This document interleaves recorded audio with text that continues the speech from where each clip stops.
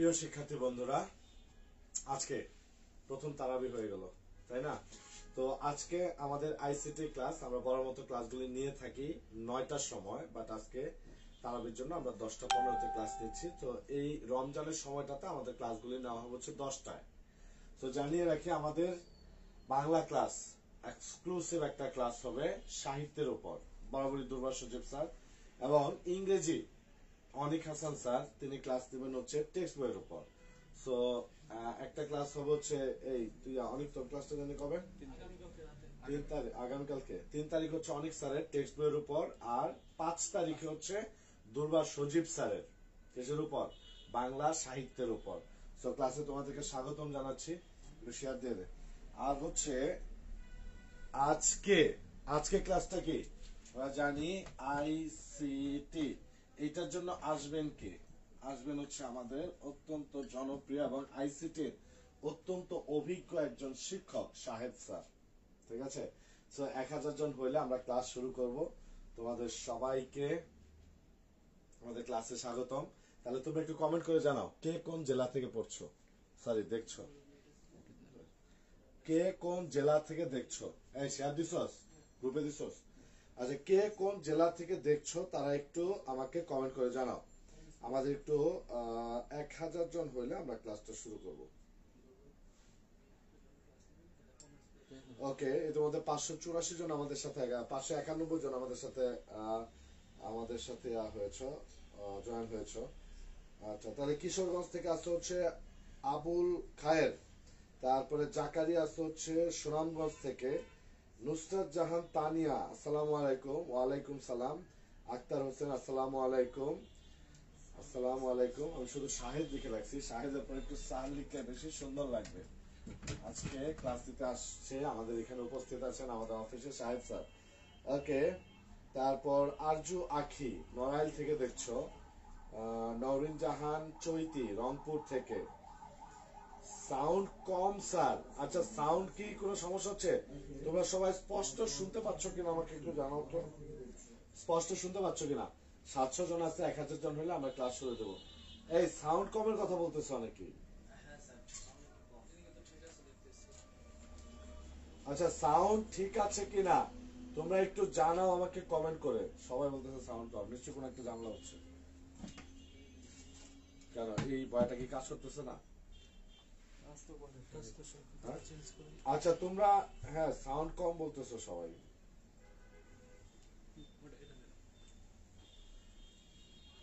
আমি একটু বয়টা চেঞ্জ করি।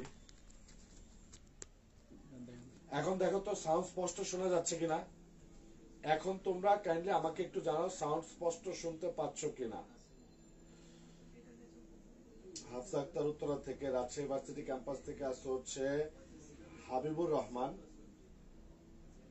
তারপরে এখনো কি সাউন্ড কম? একটু কমেন্ট করে জানাও, এখনো সাউন্ড প্রবলেমটা আছে নাকি সাউন্ড কম? এটা কি তোমার মোবাইলের জন্য? হ্যাঁ, সাউন্ড কম সবাই। আমি মোবাইল চেঞ্জ করবো? না না, সবাই সাউন্ড কম ইয়ে করতেছে।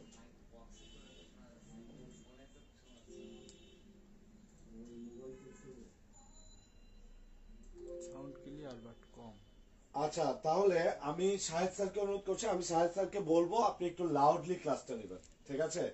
তো এখন হ্যাঁ, অনেকে লিখতেছে হ্যাঁ সাউন্ড শোনা যাচ্ছে, ইয়েস। এখন লিখতেছে অনেকে হচ্ছে ইয়েস। ওকে, তাহলে আমি শাহেদ স্যার, আমাদের ইতিমধ্যে 808 জন জয়েন করেছে, আপনি কাইন্ডলি একটু আসেন। আর হচ্ছে যেহেতু সাউন্ডের বিষয়টা একটু আছে, একটু কাইন্ডলি লাউডলি ক্লাসটা নেওয়ার চেষ্টা করেন।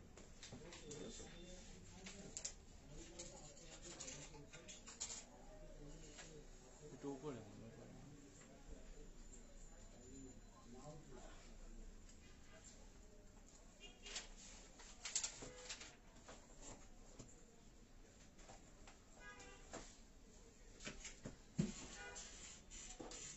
আসসালামু আলাইকুম। যারা ইতিমধ্যে জয়েন করে ফেলেছেন, আপনারা একটু কষ্ট করে লাইভটা শেয়ার করে দেন, কারণ আপনাদের সাথে সাথে আরো কিছু শিক্ষার্থীরাও যাতে করে ক্লাসটা করতে পারে, কারণ আজকে খুবই গুরুত্বপূর্ণ একটা ক্লাস নিব ইনশাআল্লাহ। তোমাদের সেকেন্ড চ্যাপ্টার, যেটা এইচএসসি লেভেলের তথ্য যোগাযোগ প্রযুক্তিতে খুবই বড় একটা চ্যাপ্টার অধ্যায়। এই অধ্যায় থেকে অনেক প্রশ্ন বিভিন্ন পাবলিক বিশ্ববিদ্যালয়ে এসে থাকে, যেমন রাজশাহী, চট্টগ্রাম, তারপর জিএসটি তে অসংখ্য প্রশ্ন এসে থাকে। হ্যাঁ, তো এই অধ্যায়টা আসলে শুরু বা শেষ বলা যায় না, যে কোথায় শুরু আর কোথায় শেষ। পুরা নেটওয়ার্কিং জগৎটাই কিন্তু এই অধ্যায়। তো এই অধ্যায়ের সব থেকে গুরুত্বপূর্ণ টপিক গুলো আমরা পড়বো, যাতে করে এই পুরো অধ্যায়টাই কমপ্লিট হয়ে যাবে। হ্যাঁ, আচ্ছা, আপনারা শুনতে পাচ্ছেন কিনা একটু জানান, আমার কথা শুনতে পাচ্ছেন কিনা একটু জানান।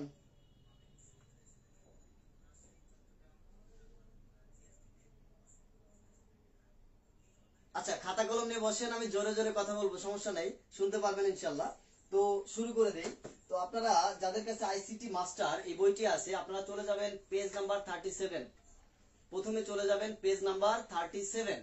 এই 37 পেজে অত্যন্ত গুরুত্বপূর্ণ একটা টপিক দেওয়া আছে। এই টপিকটাকে বাদ রেখে কোনো পরীক্ষাতে প্রশ্ন করা যায় না।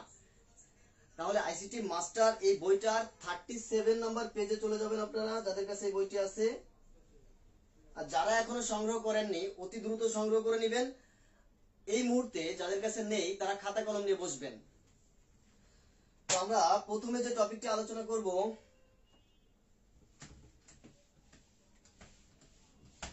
আমি আগেই বলে দিয়েছি 37 অর্থাৎ 37 নম্বর পেজে যে টপিকটা আপনারা পাবেন, টপিকটা হচ্ছে ডেটা কমিউনিকেশন।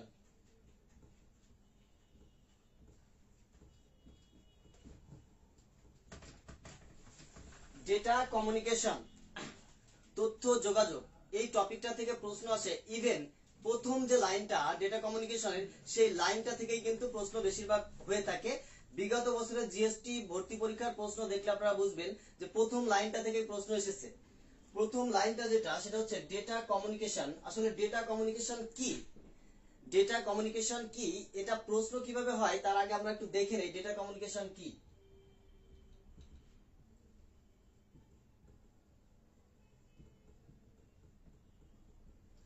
এক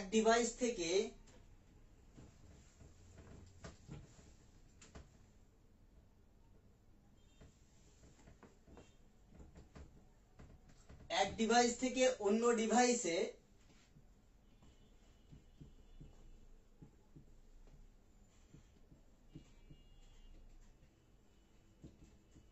তথ্য আদান প্রদান করাকে ডেটা কমিউনিকেশন বলে।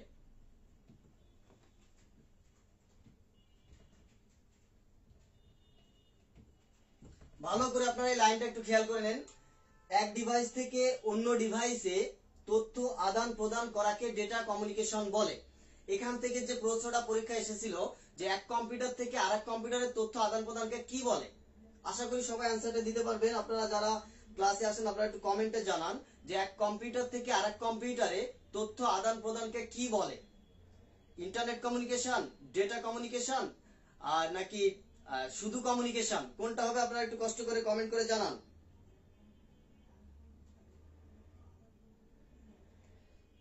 আপনারা একটু কষ্ট করে কমেন্ট করে জানান যে এক কম্পিউটার থেকে অন্য কম্পিউটারে তথ্য আদান প্রদানকে কি বলে। আমি এখানে লিখেই রাখছি যে এক ডিভাইস থেকে অন্য ডিভাইসে তথ্য আদান প্রদান করাকে ডেটা কমিউনিকেশন বলে।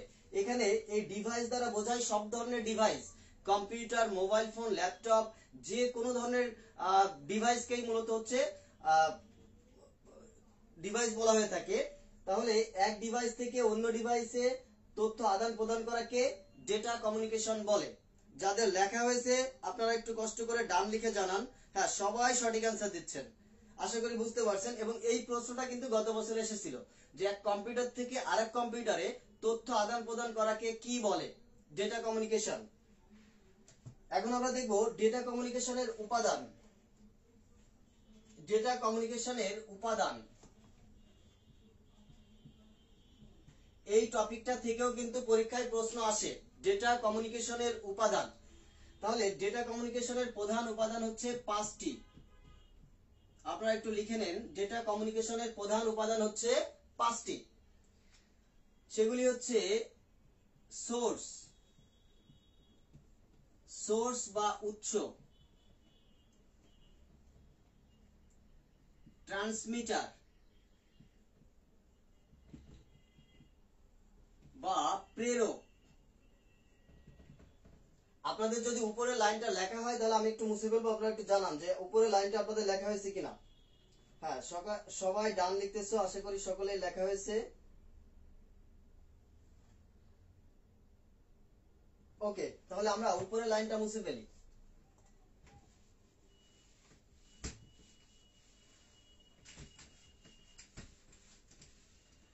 তাহলে ডেটা কমিউনিকেশনের প্রধান উপাদান হচ্ছে কয়টি? 5টি। ভালো করে মনে রাখবেন, ডেটা কমিউনিকেশনের প্রধান উপাদান হচ্ছে 5টি: সোর্স, ট্রান্সমিটার, মিডিয়াম বা মাধ্যম, 4 নম্বর হচ্ছে রিসিভার বা গ্রাহক, রিসিভার বা গ্রাহক। 5 নম্বরটা আমি উপরে লিখি কারণ এখানে জায়গা নাই। ডেস্টিনেশন বা গন্তব্য। আপনারা একটু ভালো করে দেখে নেন, এই যে টপিকটা এখানে লেখা আছে মাত্র 5টা লাইন, এখান থেকে 2টা প্রশ্ন এসে থাকে। প্রথমত হচ্ছে ডেটা কমিউনিকেশনের উপাদান কয়টি? 5টি।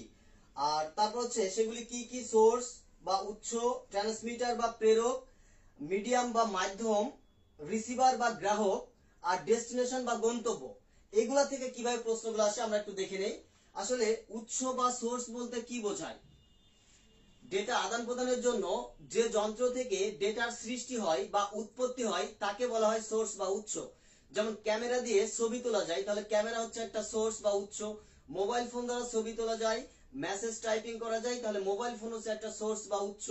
কম্পিউটার দ্বারা টাইপিং করা যায়, গ্রাফিক্স ডিজাইন করা যায়, এছাড়া আনুষঙ্গিক ডেটাকে উৎপাদন করা যায়, ফলে কম্পিউটার হচ্ছে একটি উৎস। তাহলে উৎসগুলি কি কি আমরা একটু দেখে নেই। যে যন্ত্র থেকে ডেটার সৃষ্টি হয় বা উৎপত্তি হয় তাই হচ্ছে উৎস। সে উৎসগুলি হচ্ছে মোবাইল,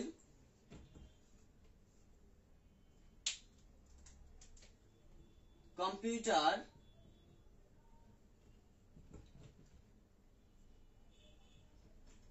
ক্যামেরা ইত্যাদি। যে ডিভাইস থেকে ডেটা সৃষ্টি হয় তাকে সোর্স বা উৎস বলে। দেখুন এখান থেকে যে প্রশ্নটা আসে যে নিচের কোনটি ডেটা কমিউনিকেশনের উৎস। আপনারা যদি প্রিভিয়াস ইয়ারের কোশ্চেন খুলে দেখেন এই প্রশ্নটা অসংখ্যবার পাবেন যে নিচের কোনটি ডেটা কমিউনিকেশনের উৎস। তাহলে সেগুলি হবে হচ্ছে মোবাইল ফোন, কম্পিউটার বা ক্যামেরা। এক কথায় যে যন্ত্র থেকে ডেটা সৃষ্টি হয়, উৎপত্তি হয় তাই হচ্ছে সোর্স বা উৎস। এরপর আমরা দেখব ট্রান্সমিটার বা প্রেরক।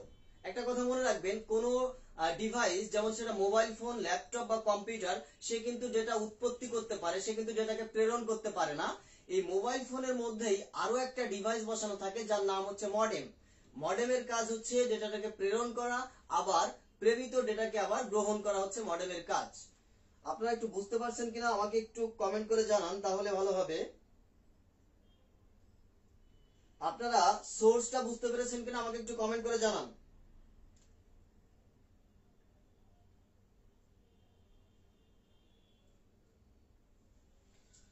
সোর্স বা উৎসটা বুঝতে পেরেছেন কিনা আপনারা একটু কমেন্ট করে জানান। ওকে, ধন্যবাদ। তাহলে আমরা এখন দেখব ট্রান্সমিটার বা প্রেরক। তাহলে মোবাইল ফোন, কম্পিউটার, ল্যাপটপ কোনো ডেটাকে প্রেরণ করতে পারে না। মোবাইল ফোনের মধ্যে, ল্যাপটপের মধ্যে, কম্পিউটারের মধ্যে একটা মডেম বসানো থাকে। এই মডেমের কাজ হচ্ছে ডিজিটাল ডেটাকে অ্যানালগে রূপান্তর করা, আবার অ্যানালগ ডেটাকে ডিজিটালে রূপান্তর করা। আমরা মডেম সংক্রান্ত তথ্য পরে জানবো, কারণ মডেম আমাদের এখনের টপিক না। আমরা শুধু এটুকু মনে রাখবো যে ডেটা ট্রান্সমিশনের ক্ষেত্রে প্রেরক যন্ত্র হিসেবে কাজ করে মডেম। তাহলে মডেম হচ্ছে প্রেরক। এরপর হচ্ছে মিডিয়াম বা মাধ্যম। যে মাধ্যম দ্বারা ডেটা এক স্থান থেকে অন্য স্থানে যায় তাকেই মূলত মিডিয়াম বা মাধ্যম বলা হয়ে থাকে। এমন মাধ্যম আছে হচ্ছে দুটি, যেমন হচ্ছে বাই ওয়্যার এবং ওয়্যারলেস। অর্থাৎ হয় তোমাকে এক ডিভাইস থেকে আরেক ডিভাইসে তারের মাধ্যমে ডেটা পাঠাতে হবে, অথবা তারবিহীন এই ভূপৃষ্ঠের বায়ুমণ্ডলকে ব্যবহার করতে হবে। আমরা শুধুমাত্র এটুকু লিখে রাখি যে মিডিয়াম হচ্ছে দুই প্রকার, একটা হচ্ছে বাই ওয়্যার আরেকটা হচ্ছে ওয়্যারলেস। ওয়্যারলেস, এই বাই ওয়্যার এবং ওয়্যারলেস খুবই বড় দুইটা টপিক। আমরা এই টপিকগুলো পরে আলোচনা করব। শুধুমাত্র এতটুকু লিখে রাখবেন আপনারা যে মিডিয়াম বা মাধ্যম হচ্ছে দুই ধরনের, একটা হচ্ছে বাই ওয়্যার আর একটা হচ্ছে ওয়্যারলেস। দেন আমরা চলে যাব রিসিভার। রিসিভার বা গ্রাহক যন্ত্র। আমি একটু আগে বলেছিলাম যে প্রত্যেকটি ডিভাইসের মধ্যে একটা মডেম থাকে। এই মডেমের হচ্ছে দুটি অংশ, একটা অংশ হচ্ছে ডেটাকে প্রেরণ করে, আরেকটা অংশ হচ্ছে ডেটাকে গ্রহণ করে। তাহলে রিসিভার বা গ্রাহক হিসেবে ব্যবহার করা হয় মডেম। এখন আমাদের বাকি আছে ডেস্টিনেশন বা গন্তব্য। আমরা মূলত একটা কম্পিউটার থেকে আরেক কম্পিউটারে বা একটা মোবাইল থেকে আরেক মোবাইলে বা এক মোবাইল থেকে আরেক ল্যাপটপে ডেটা প্রেরণ করি। তাহলে একটা কম্পিউটার যদি উৎস হয়, ডেটাটা যার কাছে যাচ্ছে সে হচ্ছে গন্তব্য। তাহলে এখানে আমরা দেখব সোর্স বা উৎস যেগুলি, ডেস্টিনেশনও সেইগুলি। অর্থাৎ mobile phone, computer, camera, laptop, এই ডিভাইসগুলা একটা হচ্ছে সোর্স এবং একই সাথে সে হচ্ছে ডেস্টিনেশন বা গন্তব্য। আপনারা যদি এই টপিকটা বুঝতে পারেন তাহলে আমাকে একটু কমেন্ট করে জানান। আপনারা যদি ডেটা কমিউনিকেশন এর উপাদানটা বুঝতে পারেন তাহলে আমরা পরের টপিকে যাব। আপনারা একটু কমেন্ট করে জানান এই টপিকটা বুঝতে পেরেছেন কিনা।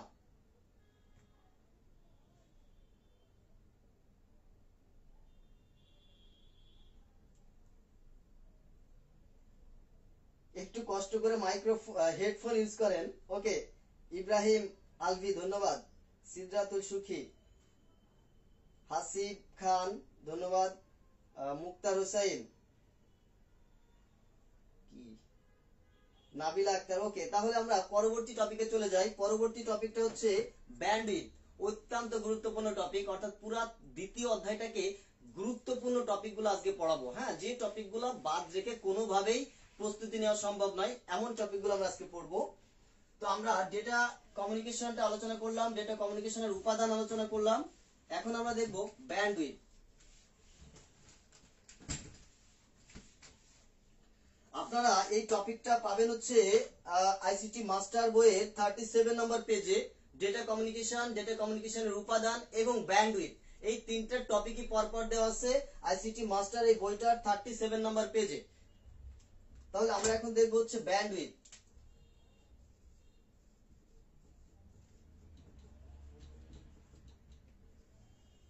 আমি আগে এই টপিকটায় 3 স্টার দিয়ে রাখি, কারণ এই টপিকটা সকল পরীক্ষার জন্য গুরুত্বপূর্ণ।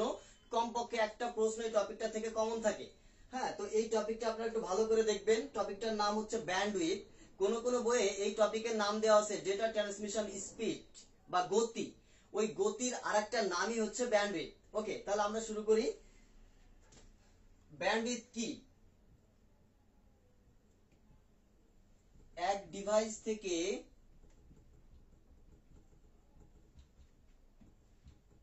অন্য ডিভাইসে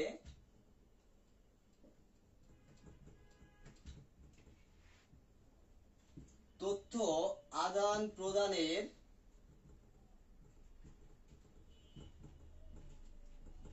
হারকে ডেটা ট্রান্সমিশন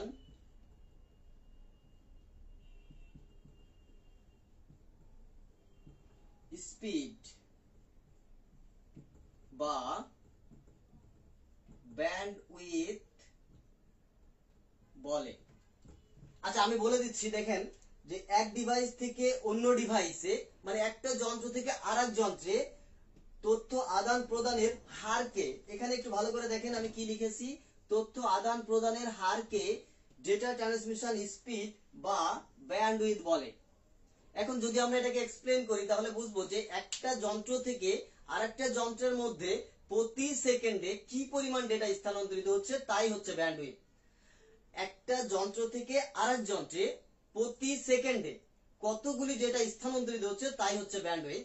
যেমন আমরা সময়ের একক ধরে থাকি সেকেন্ডকে, ঠিক একইভাবে ডেটা পরিমাপের একক ধরা হয় ব্যান্ডউইথ বা বিপিএস কে।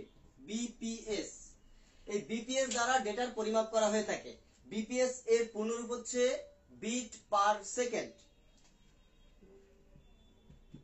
Bit per second, bit per second. এখানে একটু খেয়াল করুন যে বিপিএস এর পূর্ণরূপ হচ্ছে বিট পার সেকেন্ড।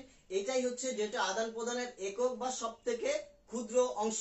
যেমন সময়ের একক আমরা সেকেন্ড দ্বারা প্রকাশ করে থাকি, ঠিক একইভাবে ডেটা আদান প্রদানের গতিকে বিপিএস বা বিট পার সেকেন্ড দ্বারা হিসাব করে থাকি। এই বিপিএস বা বিট পার সেকেন্ডকে বলা হয় ব্যান্ডউইথ। এক কথায় প্রতি সেকেন্ডে একটা ডিভাইস থেকে আরেক ডিভাইসে কতগুলি ডেটা স্থানান্তরিত হচ্ছে তাই হচ্ছে ব্যান্ডউইথ। আপনারা ব্যান্ডউইথটা বুঝতে পেরেছেন কিনা আমাকে একটু কমেন্ট করে জানান।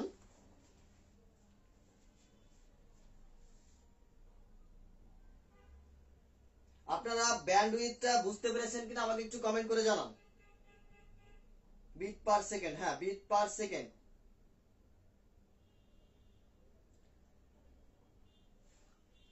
ব্যান্ডউইথ বা ডেটা ট্রান্সমিশন স্পিডটা আপনারা ঠিকমতো বুঝতে পেরেছেন কিনা আমাকে একটু কমেন্ট করে জানান।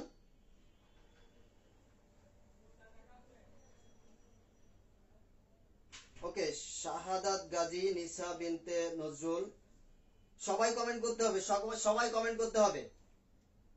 আর মাঝে মাঝে শেয়ার দিতে হবে, কিন্তু শেয়ার না দিলে হবে না, মাঝে মাঝে শেয়ার দিতে হবে এবং মাঝে মাঝে কমেন্ট করতে হবে। তাহলে আমরা এখন দেখি এক ডিভাইস থেকে অন্য ডিভাইসে তথ্য আদান প্রদানের হারকে ডেটা ট্রান্সমিশন স্পিড বা ব্যান্ডউইথ বলা হয়। ব্যান্ডউইথ হিসাব করা হয় বিপিএস বা বিট পার সেকেন্ডে। এখন এখান থেকে একটা কথা মনে রাখবেন, এই যে বিট লেখা আছে, এই বিট শব্দটার পূর্ণরূপ কি? দেখি কে আনসার করতে পারেন। বিট এর পূর্ণরূপ কি? এখানে লিখে দিচ্ছি আমি। বিট এর পূর্ণরূপ কি? কে আগে আনসার করবে দেখি। বিট এর পূর্ণরূপ কি? হ্যাঁ বুঝছেন, ধন্যবাদ, অসংখ্য ধন্যবাদ যারা বুঝতে পারছেন। শুধু বুঝলে হবে না, ক্লাসটা শেয়ার করতে হবে এবং কমেন্ট করে জানাতে হবে। ইন্টারেক্টিভ না হলে আসলে ক্লাস নিয়ে মজা পাওয়া যাবে না। আশা মনি, বাইনারি ডিজিট, তুমি আগে আমার ক্লাস করেছো মেবি, তোমাকে চিনতেছি। আচ্ছা হ্যাঁ, বিট এর পূর্ণরূপ কি একটু কমেন্ট করে জানান। আমি বলে দিচ্ছি, বিট এর পূর্ণরূপ হচ্ছে বাইনারি ডিজিট। ভালো করে লিখে রাখুন, বিট এর পূর্ণরূপ হচ্ছে বাইনারি ডিজিট। বাইনারির বিআই, ভালো করে দেখুন এখানে, বাইনারির বিআই এবং ডিজিটের শেষের টি, এই তিনটি শব্দ মিলে তৈরি হয়েছে বিট। তাহলে বিট এর পূর্ণরূপ হচ্ছে বাইনারি ডিজিট। এই প্রশ্নটা কিন্তু অসংখ্যবার এসেছে যে বিট এর পূর্ণরূপ কি? Binary digit. বিপিএস এর পূর্ণরূপ কি? Bit per second. ব্যান্ডউইথ হিসাব করা হয় কিসে? বিপিএস বা বিট পার সেকেন্ডে। ওকে, তাহলে আমরা পরের টপিকে যাই।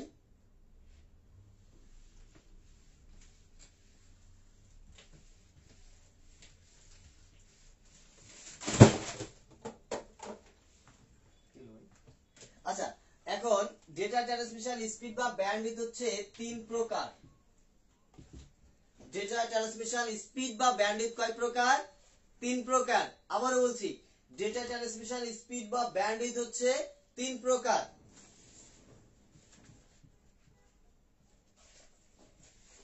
Narrow band,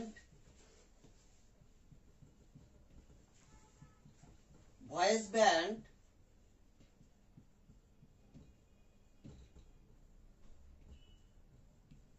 broadband. আপনারা একটু কষ্ট করে লিখে নিন। ব্যান্ডউইথ হচ্ছে তিন প্রকার: ন্যারো ব্যান্ড, ভয়েস ব্যান্ড এবং broadband. Narrow band, voice band, broadband.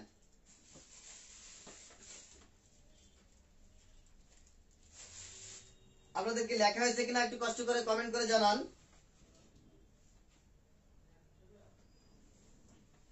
Narrow band, voice band, broadband. Okay, তাহলে আমরা দেখলাম যে ব্যান্ডউইথ বা ডেটা ট্রান্সমিশন স্পিড হচ্ছে তিন ধরনের: ন্যারো ব্যান্ড, ভয়েস ব্যান্ড এবং ব্রডব্যান্ড। আমরা ন্যারো ব্যান্ড সম্পর্কে জানবো। ন্যারো ব্যান্ড, ন্যারো ব্যান্ড হচ্ছে সবথেকে ধীরগতি সম্পন্ন। ধীরগতি সম্পন্ন।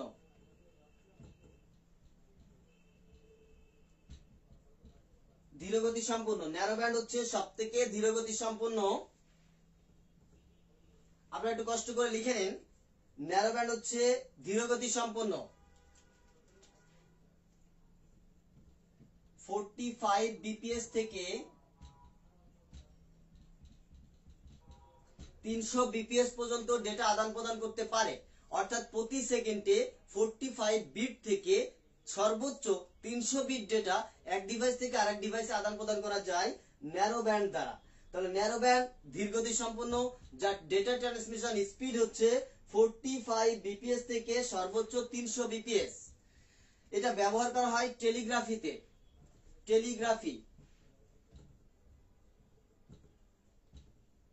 টেলিগ্রাফিতে ন্যারো ব্যান্ড ব্যবহার করা হয়ে থাকে। ন্যারো ব্যান্ডের আরেকটা নাম হচ্ছে সাব ভয়েস ব্যান্ড।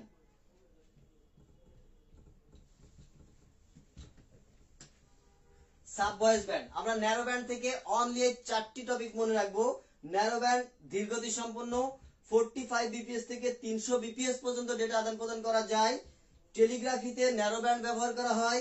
ন্যারো ব্যান্ডের আরেকটা নাম হচ্ছে সাব ভয়েস ব্যান্ড। ন্যারো ব্যান্ডের অপর নাম সাব ভয়েস ব্যান্ড। আপনারা বুঝতে পেরেছেন কিনা আমাকে একটু কমেন্ট করে জানান।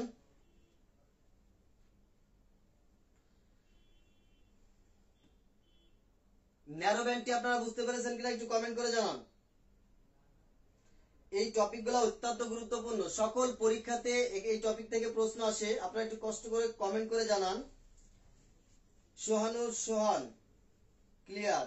নিসা বিনতে নজরুল ইয়েস স্যার। তৌসিফ ইসলাম জি স্যার। সবাই কমেন্ট করবেন সবাই।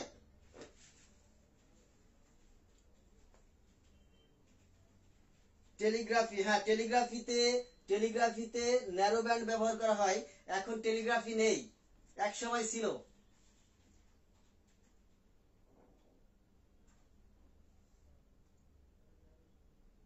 Imran Hossain yes sir. Shahanur Sohan okay. তাহলে আমরা এখন দেখব ভয়েস ব্যান্ড। ভয়েস ব্যান্ড আমি এই পাশে লিখি, কারণ ওই পাশে অনেকে এখনো লেখা হয়নি। ন্যারো ব্যান্ডের এই 4টি টপিক আপনারা মনে রাখবেন। এরপর হচ্ছে ভয়েস ব্যান্ড।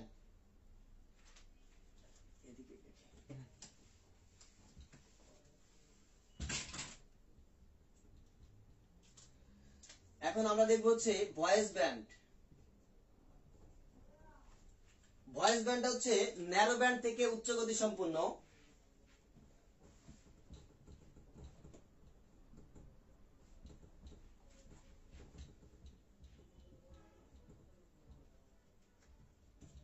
ন্যারো ব্যান্ড থেকে উচ্চ গতি সম্পন্ন, যার ডেটা ট্রান্সমিশন রেট হচ্ছে 9600 বিপিএস পর্যন্ত। মানে 300 বিপিএস থেকে 9600 এভাবে লিখে রাখেন। 300 বিপিএস থেকে 9600 বিপিএস পর্যন্ত। তাহলে ভয়েস ব্যান্ড হচ্ছে ন্যারো ব্যান্ড থেকে উচ্চ গতি সম্পন্ন, যার ডেটা ট্রান্সমিশন রেট হচ্ছে 300 বিপিএস থেকে 9600 বিপিএস পর্যন্ত। ভয়েস ব্যান্ড টেলিফোনে ব্যবহার করা হয়। টেলিফোনে ভয়েস ব্যান্ড ব্যবহার করা হয়ে থাকে। টেলিফোনে একটা টেলিফোন থেকে আরেকটা টেলিফোনে আমাদের যে কণ্ঠস্বরটা যায়, তার ডেটা ট্রান্সমিশন রেট হচ্ছে 300 বিপিএস থেকে 9600 বিপিএস এর মধ্যে। এছাড়া কম্পিউটার থেকে প্রিন্টারে ভয়েস ব্যান্ড ব্যবহার করা হয়।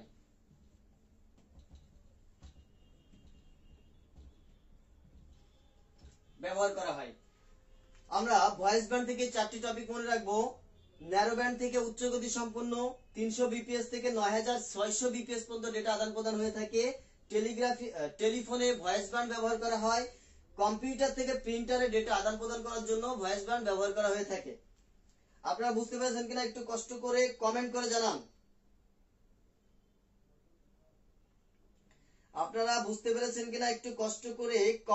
জানান।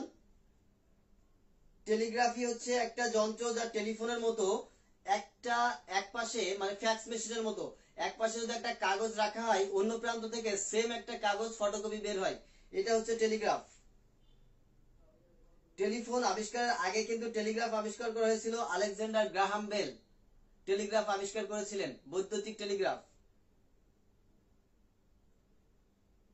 ওকে, তাহলে আমরা পরের টপিকে চলে যাই। পরের টপিকটা হচ্ছে ব্রডব্যান্ড।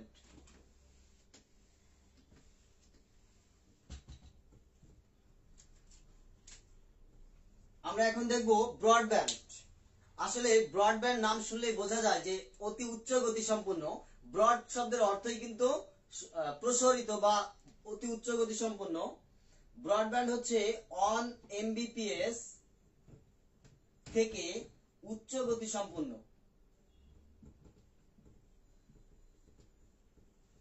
অন এমবিপিএস থেকে অতি উচ্চ গতি সম্পন্ন যে ট্রান্সমিশন আছে সবগুলাই হচ্ছে ব্রডব্যান্ডের অন্তর্ভুক্ত। এমন ট্রান্সমিশনের মধ্যে আছে অপটিক্যাল ফাইবার,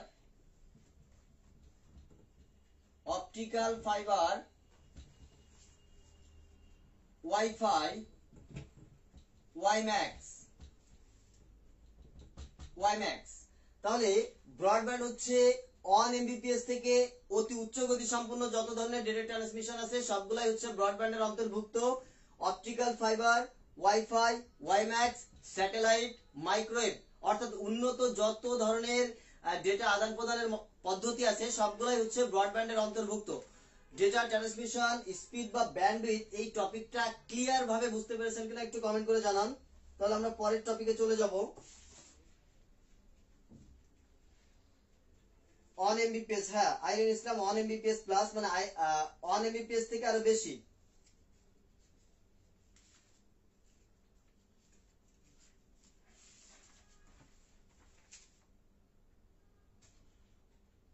ওকে, শাহাদাত গাজী ক্লিয়ার, নিসা বিনতে নজরুল জি স্যার, তৌসিফ ইসলাম, ইমরান হুসাইন জি ভাইয়া ওকে, সিরাজুল ইসলাম, সাদমান শাফিন, হ্যাঁ ওকে। তাহলে আমরা পরের টপিকে চলে যাই। পরের টপিকটা হচ্ছে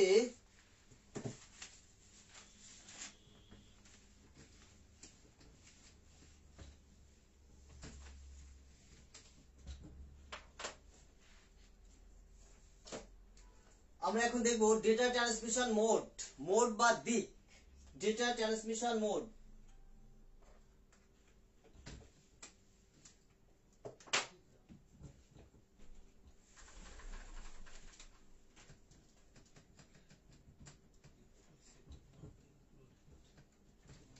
এটাও কিন্তু 3 স্টার দেওয়া আছে। ডেটা ট্রান্সমিশন মোড অত্যন্ত সহজ এবং খুবই সহজ একটি টপিক, কিন্তু এটা কি হয়, এটা সবাই পেঁচাই ফেলে, অনেক ধরনের প্রকারভেদ থাকা এটা পেঁচাই ফেলে। আমরা খুব সহজে ডেটা ট্রান্সমিশন মোডটা বুঝে নিব। ডেটা ট্রান্সমিশন মোড, এই মোড শব্দের অর্থ হচ্ছে দিক। দিক অর্থাৎ ডেটাটা যখন পাঠানো হবে ডেটা কোন দিকে যাবে, ডেটা কয় দিকে যাবে, এগুলাই হচ্ছে ডেটা ট্রান্সমিশন মোড। তাহলে ডেটা ট্রান্সমিশন মোড কাকে বলে আমরা একটু সেটা দেখে নেই। লিখে নিতে হবে কিন্তু সবার লিখে নিতে হবে এবং প্রত্যেকের নোট শেয়ার করতে হবে গ্রুপে।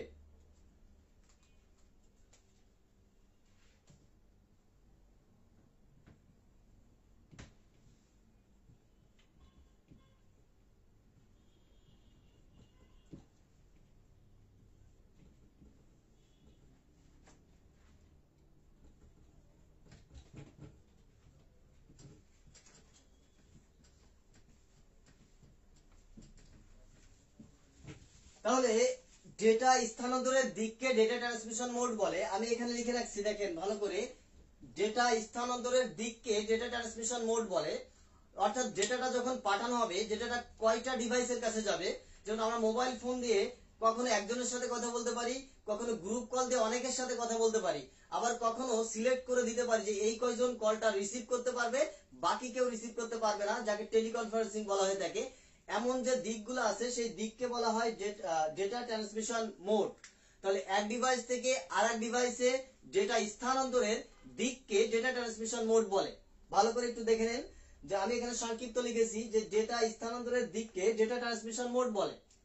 অর্থাৎ একটু ভালোভাবে এক্সপ্লেন করলে একটা ডিভাইস থেকে আরেকটা ডিভাইসে ডেটা স্থানান্তরের দিককে ডেটা ট্রান্সমিশন মোড বলে। তো আমরা একটু ক্লাসিফিকেশনগুলো দেখে নেই।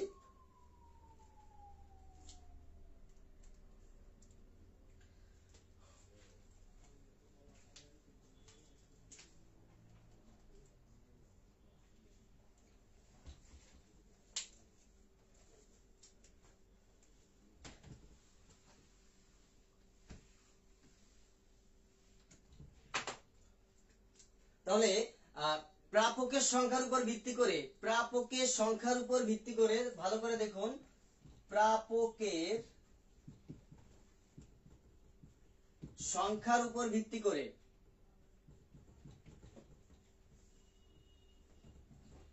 প্রাপকের সংখ্যার উপর ভিত্তি করে, অর্থাৎ কতগুলি সংখ্যক ডিভাইস একসাথে ডেটাটা গ্রহণ করতে পারবে তার উপর ভিত্তি করে ডেটা ট্রান্সমিশন মোড হচ্ছে 3 ধরনের। তাহলে প্রাপকের সংখ্যার উপর ভিত্তি করে মোড হচ্ছে 3 ধরনের। আবারও বলি, প্রাপকের সংখ্যার উপর ভিত্তি করে মোড হচ্ছে 3 প্রকার বা 3 ধরনের। সেগুলি হচ্ছে ইউনিকাস্ট,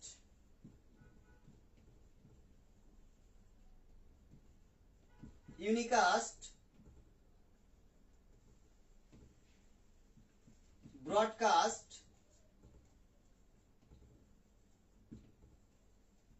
মাল্টিকাস্ট। একটু কষ্ট করে লিখে নিতে হবে। প্রাপকের সংখ্যার উপর ভিত্তি করে ডেটা ট্রান্সমিশন মোড হচ্ছে 3 ধরনের: unicast, broadcast, multicast. Unicast, broadcast, multicast. যদি লেখা হয়ে থাকে তাহলে ডান লিখে জানাতে হবে, লেখা হলে ডান লিখে জানাতে হবে।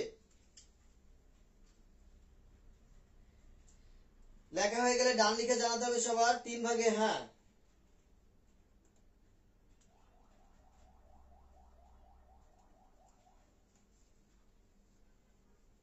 ওকে, সোহানুর রহমান ডান, ইমরান হোসেন ডান। বাকিরা কই?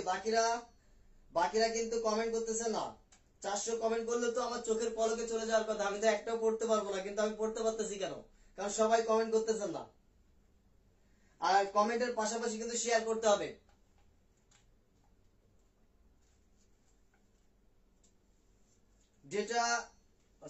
প্রাপকের সংখ্যার উপর ভিত্তি করে ডেটা ট্রান্সমিশন মোড হচ্ছে 3 প্রকার: ইউনিকাস্ট, ব্রডকাস্ট, মাল্টিকাস্ট।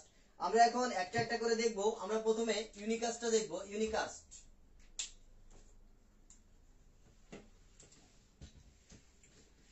আরেকটা বিষয় মনে রাখবেন, এখানে যে আমি 3 প্রকার লিখেছি, কোন কোন বইয়ে পাবেন 4 প্রকার, কোন কোন বইয়ে পাবেন 4 প্রকার। আরেকটা নাম দেওয়া আছে এনিকাস্ট, এনিকাস্ট। তো এই এনিকাস্ট আর ইউনিকাস্ট কিন্তু সেম। এনিকাস্ট এবং ইউনিকাস্ট সেম, একে আলাদা করে লেখার কোনো দরকার নেই। কিন্তু কোন কোন বইয়ের মধ্যে আপনারা 4 প্রকার পাবেন। তো আমি সাজেস্ট করব যে প্রাপকের সংখ্যার উপর ডেটা ট্রান্সমিশন মোড কয় প্রকার, এই প্রশ্নটা হলে 3 প্রকার দেওয়ার জন্য। কারণ ম্যাক্সিমাম বইয়ের মধ্যে 3 প্রকার দেওয়া, 2-1টা বইয়ের মধ্যে 4 প্রকার দেওয়া। এই এনিকাস্টটাকে আলাদা করে দেওয়া হয়েছে। যদি এটা ইউনিকাস্টের মতোই, মানে একই জিনিস, তো আলাদা করে দেওয়ার প্রয়োজন হয় না। আমরা এখন ইউনিকাস্টটা দেখব। ইউনিকাস্ট হচ্ছে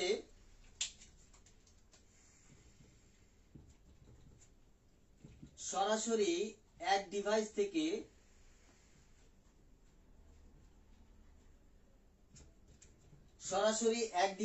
থেকে অন্য ডিভাইসে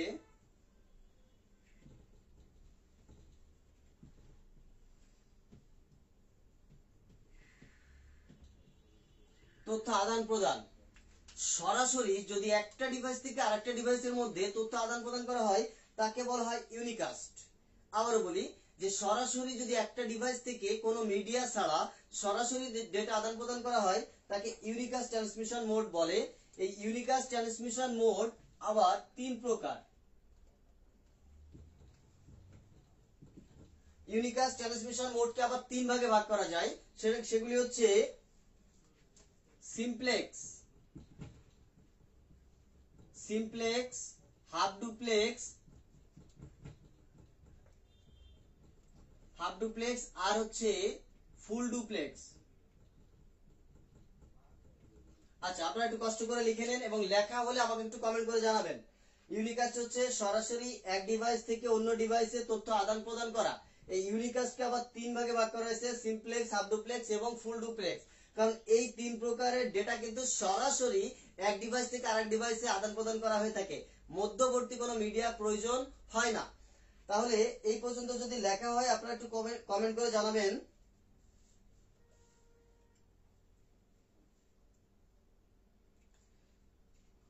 যাদের এই পর্যন্ত লেখা হয়েছে একটু কমেন্ট করে জানাতে হবে।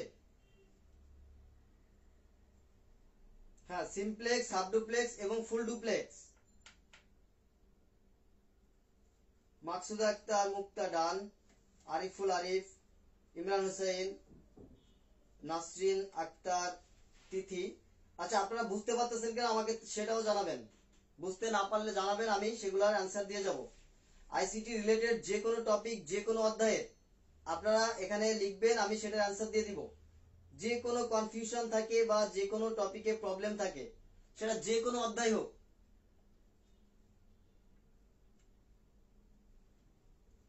ওকে, সবাই ডান লিখেছে, তাহলে আমরা পরবর্তী টপিকে যাই। স্টুডেন্ট কমে যাচ্ছে, আপনাদের একটু শেয়ার দেওয়া উচিত। 358টা শেয়ার দিয়ে দেন এখনই।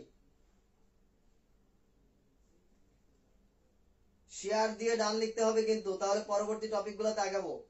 খুব দারুণ কিছু টপিক আজকে পড়াবো, যেগুলা থেকে প্রশ্ন আসবেই। যে কোনো পরীক্ষা দেন, বিসিএস দিবেন কি চাকরির পরীক্ষা দিবেন, অ্যাডমিশন টেস্ট দিবেন, সব পরীক্ষাতে প্রশ্ন আসবে। শেয়ার দিতে হবে।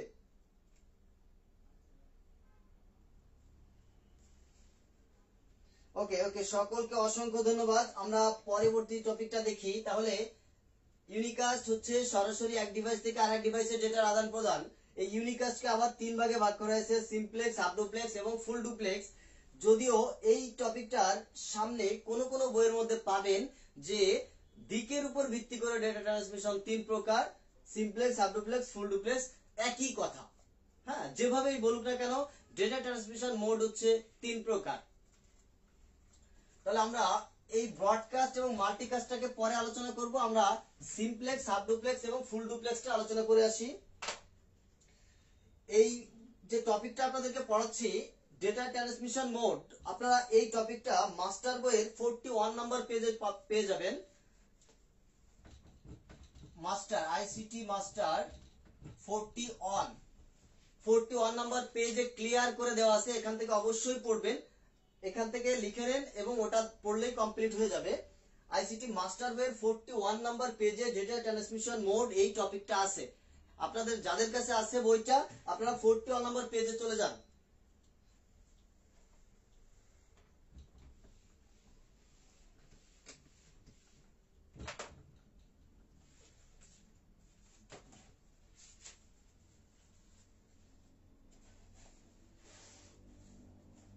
আচ্ছা, আমরা এখন দেখব সিমপ্লেক্স। সিমপ্লেক্সটা কি? সিমপ্লেক্সটা হচ্ছে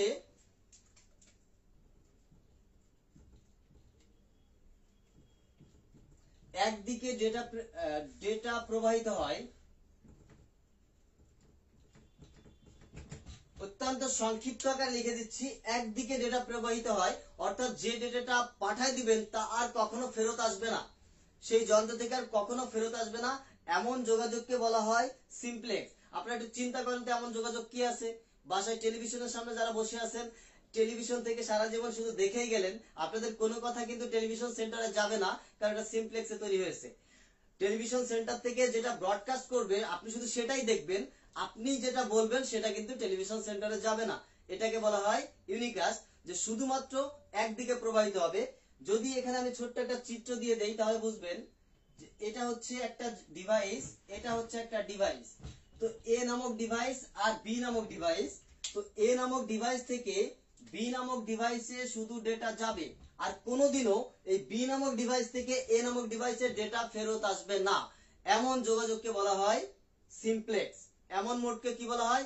সিমপ্লেক্স। শুধু একটা কথাই মনে রাখবেন, সিমপ্লেক্স হচ্ছে শুধুমাত্র একদিকে ডেটা প্রবাহিত হবে। এ নামক যন্ত্র থেকে বি এর কাছে ডেটাটা যাবে, কিন্তু বি থেকে এ তে আর কোনোদিন ডেটা ফেরত আসবে না। আপনারা যদি সিমপ্লেক্সটা বুঝতে পারেন তাহলে একটু কমেন্ট করে জানান।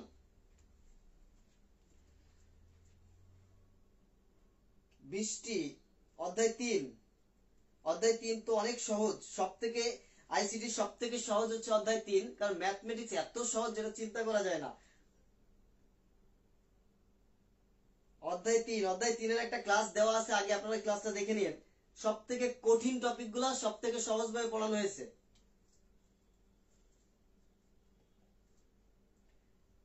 এমডি আলামিন হুসাইন, এলটিই এর পূর্ণরূপ হচ্ছে লং টার্ম ইভালুশন। লিখে নাও, long term evolution, LONG, long term evolution. Evaluation LTE। আর কারো কোনো প্রশ্ন থাকলে করতে পারো। চ্যাপ্টার 4। হ্যাঁ, simplex, half duplex, full duplex খুবই গুরুত্বপূর্ণ। কে লিখেছে? কমেন্ট তো উপরে চলে গেল, দেখতে পারলাম না। আচ্ছা, ওয়াই ম্যাক্স সব পড়াবো আজকে। টপিকের মধ্যে ওয়াই ম্যাক্স পেয়ে যাবে, কারণ আমি দ্বিতীয় অধ্যায়ের সব থেকে গুরুত্বপূর্ণ টপিকগুলাই আজকে পড়াই দিব তোমাদেরকে। তাহলে আমরা এখন দেখব সিমপ্লেক্স হচ্ছে একদিকে ডেটা প্রবাহিত হবে, সে আর কখনো ডেটা ফেরত দিতে পারবে না। যেমন এ থেকে বি নামক যন্ত্রে শুধু ডেটা যাবে আর কখনো ডেটা ফেরত আসবে না। এমন যোগাযোগের মধ্যে কি আছে? এমন যোগাযোগগুলো হচ্ছে রেডিও,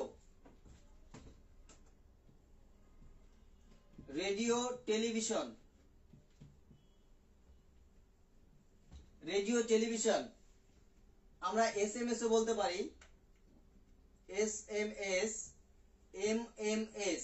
এগুলা হচ্ছে ইউনিকাস্ট, যা একবার চলে গেলে তা আর ফেরত আসে না। ওকে, তাহলে আমরা এখন দেখব হাফ ডুপ্লেক্স।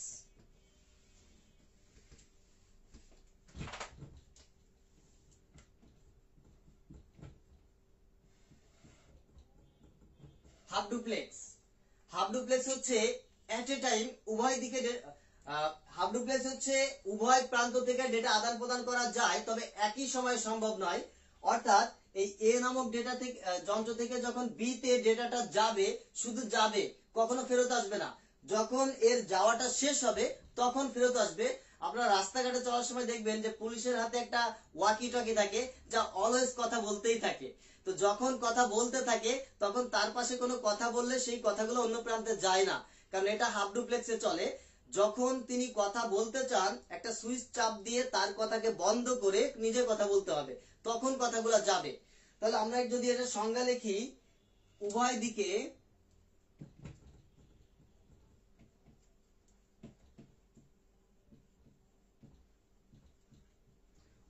দিকে ডেটা আদান প্রদান, তবে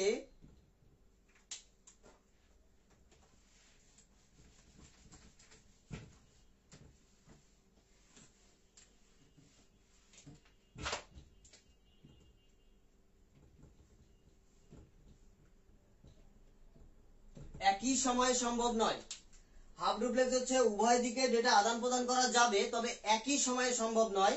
প্রেরকের পাঠানো শেষ হলে পরবর্তীতে গ্রাহক আবার পুনরায় পাঠাতে পারে। তাহলে এখানে যদি আমরা চিত্র দেখি, যে এ নামক যন্ত্র থেকে বি নামক যন্ত্রের কাছে ডেটা যখন যাবে, শুধু যাবে, পরবর্তীতে যাওয়া শেষ হলে এই বি নামক যন্ত্র থেকে ডেটা পুনরায় পাঠাতে পারবে। এটাকে বলা হয় হাফ ডুপ্লেক্স। এর উদাহরণ হচ্ছে ওয়াকি টকি।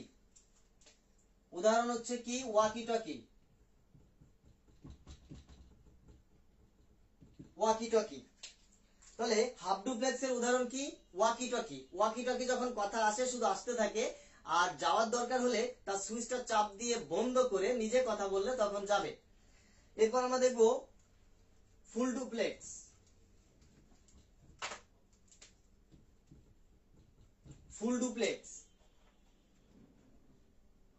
এই তবে থেকে কেটে দিতে হবে। ফুল ডুপ্লেক্সটা তবে থেকে কেটে দিতে হবে, অর্থাৎ উভয় দিকে ডেটা আদান প্রদান করা যায় এট এ টাইম। যেমন মোবাইল ফোন, টেলিফোন, আমরা এট এ টাইম কথা বলতেও পারি, কথা শুনতেও পারি। এটা হচ্ছে ফুল ডুপ্লেক্স। তাহলে ফুল ডুপ্লেক্স এর উদাহরণ হচ্ছে মোবাইল ফোন। আমরা যদি চিত্র দেখি, তাহলে চিত্রটা হবে এমন, একই সময়ে এ নামক যন্ত্র থেকে বি নামক যন্ত্রের কাছে ডেটা যাবে, আবার সেই টাইমেই বি নামক যন্ত্র থেকে এ নামক যন্ত্রের কাছে ডেটা আসতে পারে। এমন যোগাযোগকে বলা হয় ফুল ডুপ্লেক্স। আর ফুল ডুপ্লেক্স এর উদাহরণ হচ্ছে মোবাইল ফোন, মোবাইল, টেলিফোন ইত্যাদি। এগুলো হচ্ছে ফুল ডুপ্লেক্স মোডে কাজ করে। Simplex, half duplex, full duplex বুঝতে পেরেছেন কিনা একটু কমেন্ট করে জানান। সবাই একটু কমেন্ট করে জানান এই টপিকগুলো বুঝতে পেরেছেন কিনা। হ্যাঁ, উদাহরণ হচ্ছে টেলিফোন, মোবাইল ফোন ইত্যাদি। হ্যাঁ, এসএমএস হাফ ডুপ্লেক্স হয় না, এসএমএস টা সিমপ্লেক্স হয়। কারণ এসএমএস টা যখন আপনি পাঠাই দিবেন, সেই এসএমএস টা আপনার কাছে ফেরত আসবে না। এই সেন্সে এটা হচ্ছে সিমপ্লেক্স। আবার এসএমএস যেহেতু মোবাইলে ব্যবহার করা হয় তাহলে পুরো মোবাইলটাকে বলা হয় কিন্তু ফুল ডুপ্লেক্স। হ্যাঁ ইজি টপিক, হ্যাঁ খুবই ইজি টপিক। ওকে তাহলে আমরা পরে যে দুটো ছিল এই দুটো দেখবো। পরে দুটো কি, ব্রডকাস্ট আর মাল্টিকাস্ট।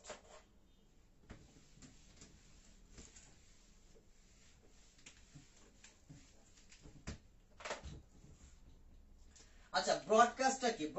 ব্রডকাস্ট আমি একটা চিত্র দিয়ে বোঝাই। এটা হচ্ছে একটা এ নামক যন্ত্র, আর এই পাশে B C D E F, এটা বি সি ডি ই, এইখানে চারটি যন্ত্র আছে। একটা হচ্ছে হোস্ট বা মূল কম্পিউটার যেটা থেকে ডেটা প্রেরণ করা হচ্ছে, আর এইগুলা হচ্ছে রিসিভার বা যে যন্ত্রগুলা ডেটাকে রিসিভ করবে। তো যদি এটা ব্রডকাস্ট মোডে হয় তাহলে এখান থেকে সবার কাছে ডেটা পৌঁছাবে, এটা হচ্ছে ব্রডকাস্ট। তার মানে একটু ভালো করে শুনে নিন যে একটা নেটওয়ার্কের অধীন, এটা হচ্ছে একটা নেটওয়ার্ক, এটা হচ্ছে একটা নেটওয়ার্ক। এই নেটওয়ার্কের অধীন যে কোনো একটা যন্ত্র থেকে ডেটা প্রেরণ করলে যদি সবগুলা যন্ত্রের কাছে ডেটা যায় তাহলে সেটা হচ্ছে ব্রডকাস্ট। যেমন টেলিভিশন সেন্টার থেকে যদি 8টার সংবাদ চালায় বিটিভি, তাহলে বাংলাদেশের সব টেলিভিশনে ওই 8টার সময় বিটিভিতে সংবাদই হবে। ঠিক একইভাবে রেডিও সেন্টার থেকে যা সম্প্রচার করবে ওই এট এ টাইম ওই চ্যানেলে শুধু ওইটাই শোনা যাবে। তাহলে এগুলা হচ্ছে ব্রডকাস্ট। ভালো করে খেয়াল করুন যে একটা যন্ত্র থেকে ডেটা প্রেরণ করলে সবার কাছে যাবে, এটা হচ্ছে ব্রডকাস্ট। আর ব্রডকাস্টের উদাহরণ হচ্ছে রেডিও, টিভি, এগুলা হচ্ছে ব্রডকাস্ট। যেমন ফেসবুক লাইভ ব্রডকাস্ট, কিন্তু প্রাইভেট গ্রুপে যখন কল করা হয় বা প্রাইভেট গ্রুপে যখন লাইভ নেওয়া হয় সেটা কিন্তু মাল্টিকাস্ট, কারণ সেখানে সবার অনুমতি থাকে না। যেটা ফ্রি বা সবার জন্য উন্মুক্ত থাকে সেটাকে বলা হচ্ছে ব্রডকাস্ট, যে কেউ চাইলে এটাকে অ্যাক্সেস করতে পারে, ইউজ করতে পারে। আচ্ছা রেডিও টিভি, হ্যাঁ এটা থেকে সবার কাছে রেডিও টেলিভিশন, হ্যাঁ এক কথায় one to all. Alamin Hussain, very good, one to all.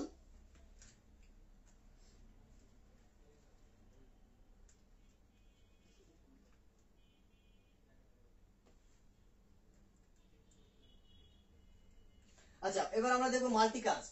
Multicast হচ্ছে, একটু ভালো করে খেয়াল করুন, মাল্টিকাস্ট হচ্ছে এ নামক যন্ত্র থেকে ডেটা প্রেরণ করলে এই নেটওয়ার্কে সবাই ডেটা গ্রহণ করতে পারবে না, অর্থাৎ এই এ যাকে যাকে পারমিশন দিবে, অনুমতি দিবে, সে ডেটা গ্রহণ করতে পারবে।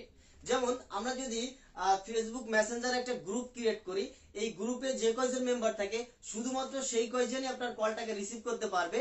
এই আপনার ফেসবুকে যতগুলো ফ্রেন্ড আছে সবাই কিন্তু কলটা রিসিভ করতে পারবে না, এমনকি তাদের কাছে যাবেও না।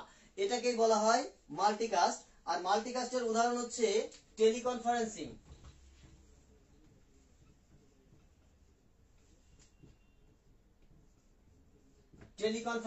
Video conferencing.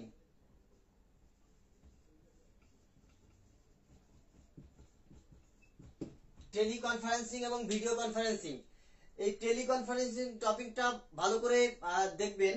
আর ভিডিও কনফারেন্সিং, কারণ এই মুহূর্তে আমি আপনাদের যে ক্লাসগুলো নিচ্ছি লাইভে, এটা একটা ভিডিও কনফারেন্সিং।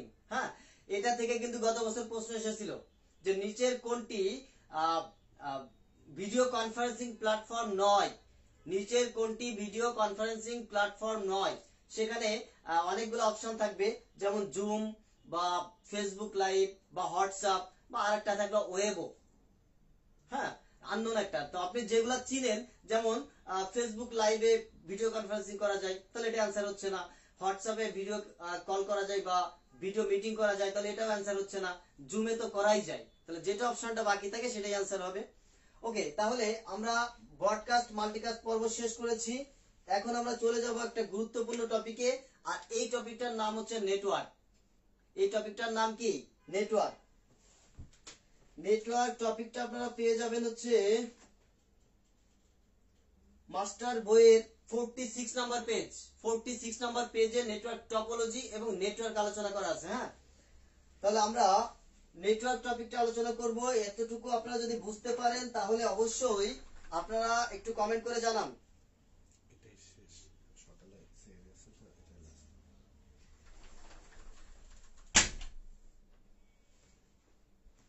ওকে, তাহলে আপনারা একটু কষ্ট করে কমেন্ট করে জানান। আমরা এটা কিন্তু লাস্ট টপিকে চলে এসেছি। হ্যাঁ, গুরুত্বপূর্ণ এই টপিকটা আমরা শেষ করব খুব শর্ট টাইমের মধ্যে।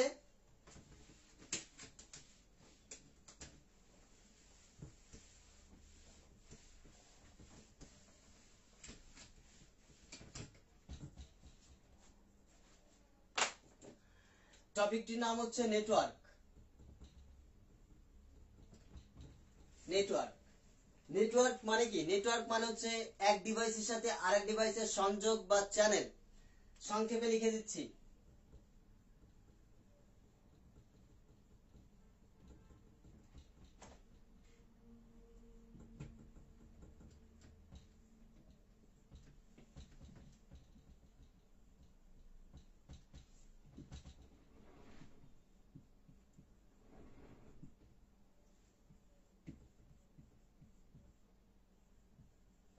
এক ডিভাইসের সাথে আরেকটা ডিভাইসের সংযোগ বা চ্যানেলকে বলা হয় নেটওয়ার্ক। এটা হতে পারে তারের মাধ্যমে অথবা তারবিহীন ভাবে হতে পারে। এখানে একটু ভালো করে খেয়াল করবেন যে এক ডিভাইসের সাথে অন্য ডিভাইসের সংযোগ বা চ্যানেলকে বলা হয় নেটওয়ার্ক। এই সংযোগ বা চ্যানেল বা নেটওয়ার্ক তৈরি করা যায় দুইটা পদ্ধতিতে। একটা হচ্ছে তারের মাধ্যমে আর একটা হচ্ছে তারবিহীন ভাবে। তারবিহীন ভাবে তৈরি করার জন্য অনেক ধরনের মানে বায়ুমণ্ডলের উপাদান ব্যবহার করা হয়, অর্থাৎ আলোর তরঙ্গ ব্যবহার করা হয়ে থাকে। তো ওগুলো আমরা পরে বিস্তারিত জানবো। আমরা শুধুমাত্র নেটওয়ার্কটা দেখে নেই। এখানে মালিকানার উপর ভিত্তি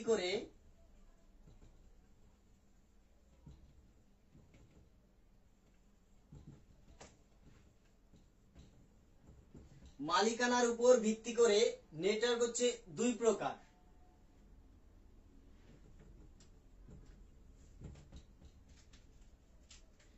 মালিকানার উপর ভিত্তি করে নেটওয়ার্ক হচ্ছে দুই প্রকার। এক নাম্বার হচ্ছে প্রাইভেট নেটওয়ার্ক,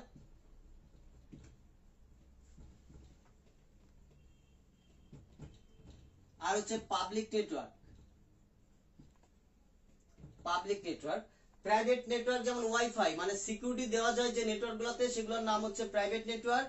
আর যেগুলো সিকিউরিটি মুক্ত থাকে যেমন মোবাইলের টাওয়ার, যে কেউ একটা মোবাইল ফোন আর সিম কার্ড কিনে নিলেই কিন্তু সংযোগ পেয়ে যায়, এটা হচ্ছে পাবলিক নেটওয়ার্ক। হ্যাঁ, তারপর হচ্ছে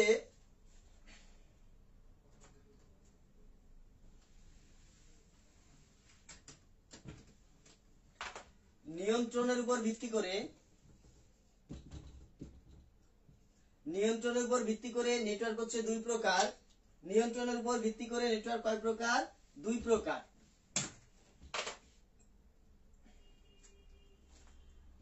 ডিস্ট্রিবিউটেড নেটওয়ার্ক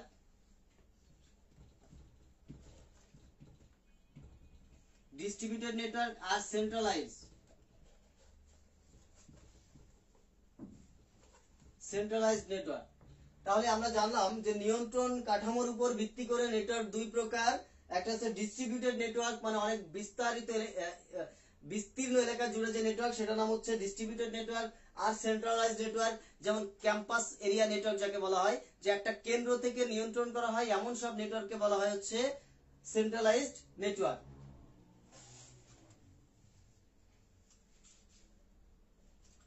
তারপর আমরা দেখব হচ্ছে ভৌগোলিক বিস্তৃতির উপর ভিত্তি করে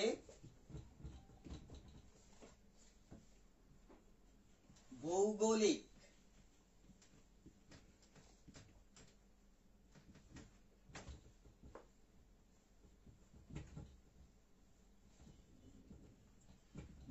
বিস্তৃতির উপর ভিত্তি করে নেটওয়ার্ক হচ্ছে চার প্রকার। ভৌগোলিক বিস্তৃতির উপর ভিত্তি করে নেটওয়ার্ক চার প্রকার। এগুলো আমরা কম বেশি সবাই জানি, প্যান, ল্যান, ম্যান এবং ওয়ান। আমি লিখে দিচ্ছি pan, LAN, man, one.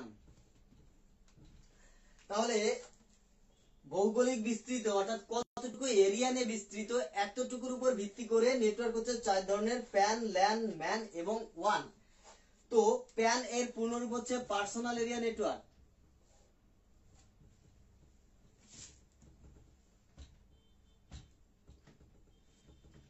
Personal area network pan হচ্ছে 1 থেকে 10 মিটার। 1 থেকে 10 মিটারের মধ্যে যে ধরনের নেটওয়ার্ক আছে সব হচ্ছে প্যান। এটা হতে পারে একটা কম্পিউটার সেটআপ, হতে পারে যে কোনো ধরনের নেটওয়ার্ক, সেটা তারবিহীন হোক আর তারের মাধ্যমে হোক।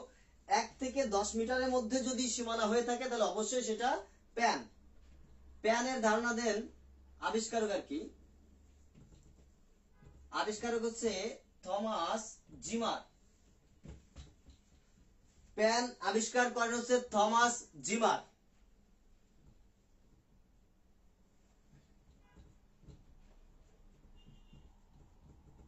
ব্লুটুথ দ্বারা প্যান তৈরি করা যায়, অর্থাৎ ব্লুটুথের মাধ্যমে আমরা যে সংযোগটা তৈরি করি সেটা হচ্ছে এক প্রকার প্যান। তাহলে ব্লুটুথ দ্বারা প্যান তৈরি করা যায়, তার দিয়ে প্যান তৈরি করা যায়। প্যান আবিষ্কার করেন থমাস জিমার। প্যানের দূরত্ব হচ্ছে 1 থেকে 10 মিটার। প্যানের পূর্ণরূপ হচ্ছে পার্সোনাল এরিয়া নেটওয়ার্ক। এই প্যান থেকেই 4টা টপিক মনে রাখতে হবে। প্যানের পূর্ণরূপ কি, প্যানের দূরত্ব কত, প্যান আবিষ্কার করেন কে, এবং প্যান তৈরি করা যায় কি দ্বারা। হ্যাঁ, এতটুকু মনে রাখলে হবে। প্যানটা বুঝতে পেরেছেন কিনা একটু কমেন্ট করে জানান। আমরা প্রায় শেষ পর্যায়ে। ঢাকা বিশ্ববিদ্যালয়ের ডি ইউনিটে কয়েকটা প্রশ্ন আসে প্রতি বছরই, 3-4টা প্রশ্ন আসে কমপক্ষে। কি প্রশ্ন হতে পারে ভাই এটা তো বলতে পারবো না, তবে প্রশ্ন আসে এটা কনফার্ম। প্রিভিয়াস ইয়ারের কোশ্চেনগুলো যদি দেখো ডি ইউনিটের সাধারণ জ্ঞানের সাথে তাহলে বুঝতে পারবা।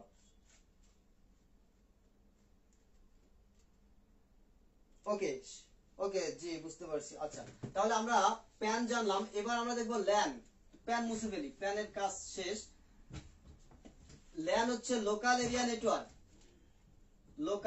Local area network. ল্যানের দূরত্ব হচ্ছে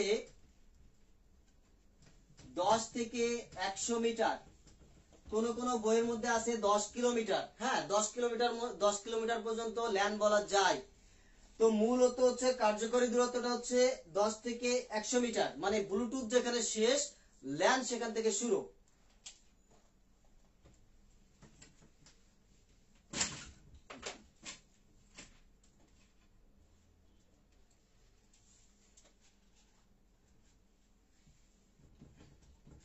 ওয়াইফাই দ্বারা ল্যান তৈরি করা যায়, মনে রাখবেন ওয়াইফাই দ্বারা ল্যান তৈরি করা যায়। এবং ল্যান হচ্ছে পাশাপাশি 2-3টা বিল্ডিং বা একটা বড় বিল্ডিং কে নিয়ে যদি নেটওয়ার্ক তৈরি করা হয় সেটা হচ্ছে ল্যান। তোমরা জিএসটি ভর্তি পরীক্ষার বি ইউনিটে সর্বপ্রথম এই প্রশ্নটা ছিল যে একটা গবেষণাগারে কোন নেটওয়ার্ক তৈরি করা যায়, বা একটা গবেষণাগারে কোন নেটওয়ার্ক ব্যবহার করা হয়। তোমরা যদি এই প্রশ্নটা অ্যানসার করতে চাও তাহলে অবশ্যই সেটা ল্যান হবে, কারণ একটা গবেষণাগার বলতে একটা রুমকে বোঝায় না, কয়েকটা রুমকে বোঝায় গবেষণাগার। এই জন্য এটাকে কি অ্যান্সার হবে, ল্যান। আচ্ছা, তারপর হচ্ছে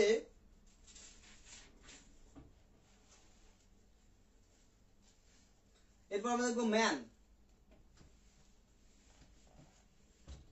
ল্যান মুছে ফেললাম। ম্যান হচ্ছে মেট্রোপলিটন এরিয়া নেটওয়ার্ক।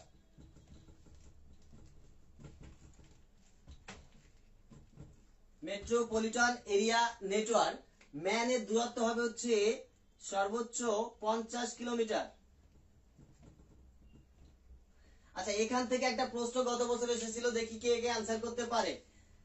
ম্যানের পূর্ণরূপ হচ্ছে মেট্রোপলিটন এরিয়া নেটওয়ার্ক। ম্যানের দূরত্ব হচ্ছে 50 কিলোমিটার। এখন এখানে প্রশ্ন ছিল, ও আচ্ছা, ওয়াইম্যাক্স দ্বারা ম্যান তৈরি করা যায়। ওয়াইম্যাক্স দ্বারা ম্যান তৈরি করা যায়। এবার প্রশ্নটা দেখি কে আনসার করতে পারে। ওয়াইম্যাক্স এর বিস্তৃতি মিটারে কত? দেখি কে আনসার করতে পারে। ওয়াইম্যাক্স এর বিস্তৃতি মিটারে কত? হ্যাঁ, এখানে অপশন দিয়ে দিচ্ছি। অপশন হচ্ছে এ তে হচ্ছে 100 মিটার, বি তে হচ্ছে 1000 মিটার, সরি 100 না, মানে 500 মিটার, 5000 মিটার,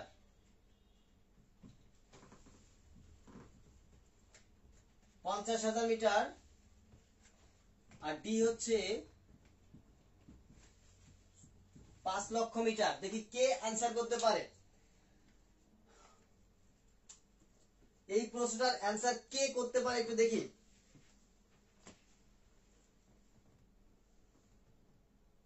সবার আগে অ্যান্সার করেছে Fariha. Fariha 50,000 metre 50,000 metre. Sheikh Aminul Haque 5,000 metre হলো কেমনে ভাই? একটু ভালো করে দেখো, এখানে দেওয়া আছে যে মেট্রোপলিটন বা ম্যানের দূরত্ব হচ্ছে 50 কিলোমিটার, আর যেটা তৈরি করা হয় ওয়াইম্যাক্স দ্বারা, তাহলে ওয়াইম্যাক্স এর দূরত্ব হচ্ছে 50 কিলোমিটার। সেটা মিটারে করলে কত হবে? মিটারে করলে হবে হচ্ছে 50,000 মিটার।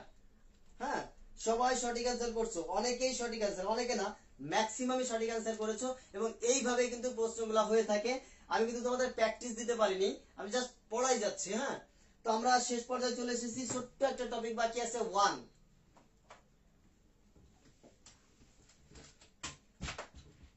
ম্যানটা মুছে ফেলি, বাকি আছে ওয়ান। এই যে নিচে লেখা আছে ওয়ান এর পূর্ণরূপ হচ্ছে wide area network. Wide area network. এখন ওয়াইড এরিয়া নেটওয়ার্ক মানে বিস্তৃত পরিসরের নেটওয়ার্ক।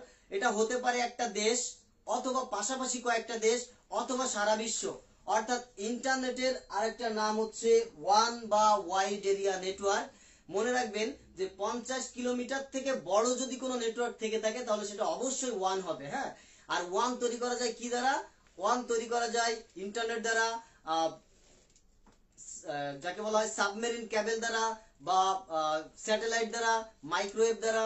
এইগুলা দ্বারাই কিন্তু ওয়ান তৈরি করা হয়, যেটা দ্বারা এক দেশ থেকে আরেক দেশে আমরা ডেটা আদান প্রদান করে থাকি। তো অনেকগুলা গুরুত্বপূর্ণ টপিক আমি আজকে একটা ক্লাসের মধ্যে তোমাদেরকে শেষ করে দিলাম। আসলে দ্বিতীয় অধ্যায় অনেক বড় একটা চ্যাপ্টার, আর এখান থেকে কি পড়বা, কি ছাড়বা, কোনটা থেকে প্রশ্ন আসে, অনেক ঝামেলাপূর্ণ। তো সব থেকে গুরুত্বপূর্ণ টপিকগুলো আমি কিন্তু তোমাদেরকে শেষ করে দিয়েছি। এই টপিকগুলা বুঝতে পারলে আশা করি পরের টপিকগুলো খুব সহজে বুঝতে পারবে। তো আজকের ক্লাসটা এই পর্যন্ত থাকবে। এতক্ষণ ধৈর্য ধরে ক্লাস করার জন্য তোমাদেরকে অসংখ্য ধন্যবাদ। দেখা হবে অন্য একদিন ইনশাআল্লাহ। ওকে, সাহেব স্যারের ক্লাস তো করা হলো, আশা করি তোমরা বেশ উপকার পেয়েছো ক্লাসে। তো স্যারের ক্লাস কেমন লাগলো একটু জানাও। স্যারের ক্লাস কতটা উপকারে আসলো বা কেমন লাগলো একটু জানাও, আমি তোমাদের একটু কমেন্ট করতে চাই। এই মুহূর্তে আমি দেখতে পাচ্ছি 265 জন আছো। যারা আছো তারা খুব সিরিয়াস, যারা আছো একেবারে কাজের মানুষগুলি, যাদেরকে আমাদের দরকার, সেই স্টুডেন্টরাই আছো। বেস্ট ক্লাস ছিল স্যার, এটা অবশ্যই ঐশ্বর্য সিনহা, ধন্যবাদ জানাচ্ছি হচ্ছে হাবিব খান, অসাধারণ লিখেছে হচ্ছে সোহেল রানা, অনেক ভালো স্যার। দেখেন কতগুলি লাভ দিচ্ছে আপনাকে, মানে এটা হচ্ছে রিপন কুমার রয়, প্রীতোষ, তুমি এতগুলি লাভ দিছো স্যারের জন্য, থ্যাংক ইউ, অসংখ্য ধন্যবাদ তোমাকে, অনেক ভালো লাগছে, ওয়াও, ধন্যবাদ। তো বিষয় হচ্ছে কি, তোমরা এই মুহূর্তে 253 জন আছো, যারা আছো তারা একেবারে আসল স্টুডেন্ট গুলি, একেবারে স্টুডিয়াস, যাদেরকে দরকার, যাদেরকে আমরা খুঁজি। তো তোমাদের জন্য বেস্ট অফ লাক। রমজান শুরু হয়েছে, রমজান শুরু হয়েছে, আমরা রোজা রাখি এবং 5 বেলা নামাজ পড়ার চেষ্টা করি, তাহলে দেখবা যে পড়ালেখার মধ্যে তোমার একটা একাগ্রতা আসবে। আর সকালে ঘুম থেকে উঠে সেহরি করার পর আর ঘুমটুম দরকার নাই, পড়তে থাকো। রমজান মানে সময়টাকে আরো অনেক ভালোভাবে কাজে লাগানো যায়। ওকে, বেস্ট অফ লাক। ও কালকে ইংরেজি ক্লাস, ঠিক আছে? আর এরপরে 5 তারিখ বাংলা ক্লাস। দুইটা ক্লাসই খুব এক্সক্লুসিভ হবে। ইংরেজি ক্লাসটা টেক্সট বইয়ের উপর, আর বাংলা ক্লাসটা হবে সাহিত্যের উপর, রাত 10টায়। ওকে, বেস্ট অফ লাক।